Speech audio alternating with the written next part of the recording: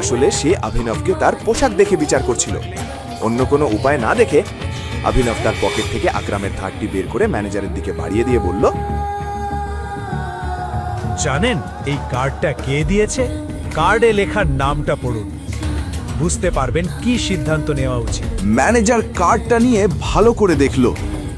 নামটা পড়তেই তার চোখ বড় হয়ে গেল। যদি অভিনবের কাছে আকরামের কার্ড থাকে তবে সে বুঝলো যে অভিনবের আকরামের সঙ্গে সম্পর্ক আছে। কথা বলার আগে বাড়ি গিয়ে তোমার মায়ের কাছ থেকে শিখে এসো কিভাবে মেয়েদের সম্মান করতে হয়। এই বলে অভিনব চাহাতকে নিয়ে সেখান থেকে বেরিয়ে গেল। তারা গিয়ে গাড়িতে বসলো, কিন্তু কেউ কারোর সঙ্গে কথা বলছিল না।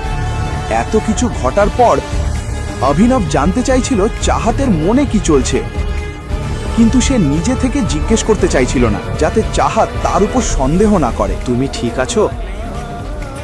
তোমার মুড আর লাঞ্চ দুটোই নষ্ট করে ফেলেছি, সরি। চাইলে আমরা অন্য কোথাও গিয়ে খেতে পারি।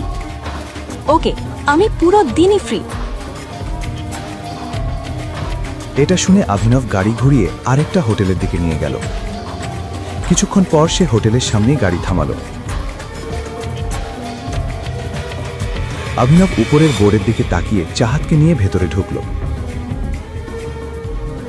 অভিনব জানত এই হোটেলটা দিকপালের, আর দিকপাল হোটেলের পাশাপাশি বিশাল একটা মাফিয়া গ্রুপ চালায়।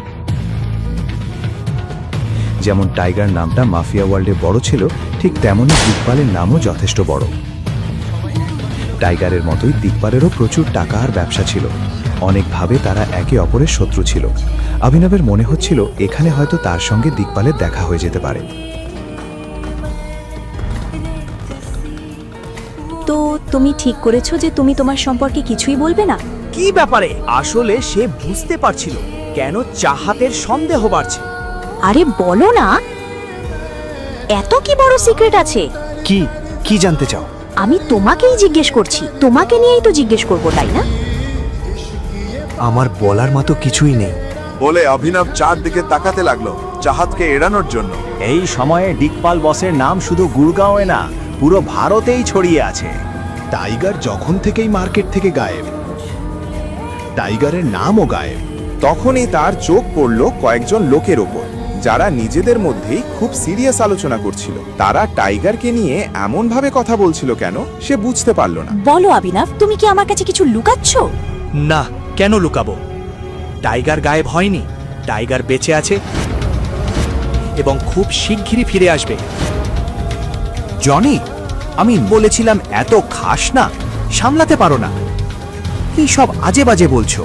কি ডেয়ারিং এদের! দিকপালের হোটেলে বসে টাইগারকে নিয়ে কথা বলছে। হয় এরা নেশা করেছে, নয়তো খুব সাহসী। আজে বাজে? তুমি আজে বাজে বলছো? টাইগারের সঙ্গে দিকপালের তুলনা? হুইস্কির সঙ্গে দেশি মদের তুলনা হয়? আমি বলছি টাইগার বেঁচে আছে এবং সে খুব তাড়াতাড়ি ফিরে আসবে।